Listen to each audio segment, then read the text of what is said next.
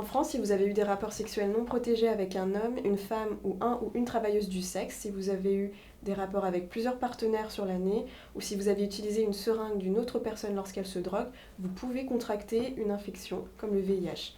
Vous savez, au début, lorsqu'on a le VIH, on n'a pas de symptômes, on ne sait donc pas qu'on est infecté.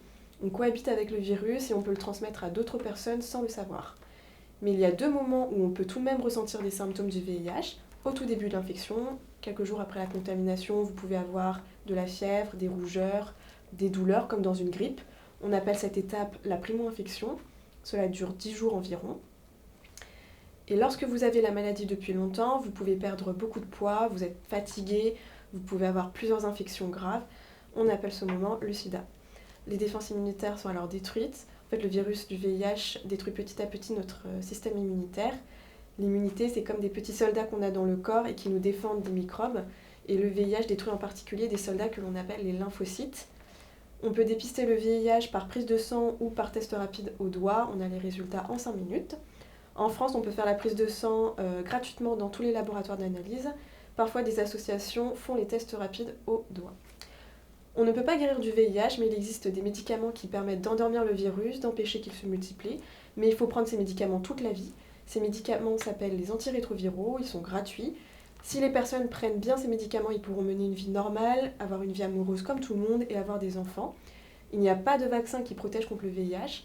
Il faut savoir que le VIH ne se transmet pas en embrassant une personne, en la touchant ou en mangeant dans son plat, et que l'infection peut toucher n'importe qui. Si vous avez un doute, consultez un médecin qui vérifiera si vous avez une infection et si besoin vous donnera le traitement qui sera gratuit. Les médecins sont soumis au secret professionnel et n'ont pas le droit de dire à quelqu'un d'autre ce que vous lui avez dit pendant la consultation. Si vous voulez, il y a des centres de consultation spécialisés dans ces maladies où vous pouvez consulter de façon anonyme et gratuite. Si vous avez une de ces maladies, il faut avertir le ou la partenaire pour qu'elle aussi se fasse soigner.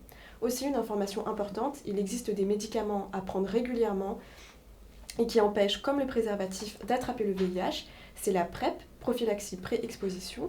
Cela ne protège que du VIH et ne protège pas des autres infections. En cas de rapport sexuel où vous avez oublié de mettre un préservatif, ou si le préservatif s'est déchiré, il existe des traitements pour diminuer la possibilité d'avoir le VIH. Ces médicaments sont à prendre en urgence dans les heures qui suivent le rapport. Il faut donc aller aux urgences de l'hôpital le plus proche et on appelle ce traitement le traitement post-exposition.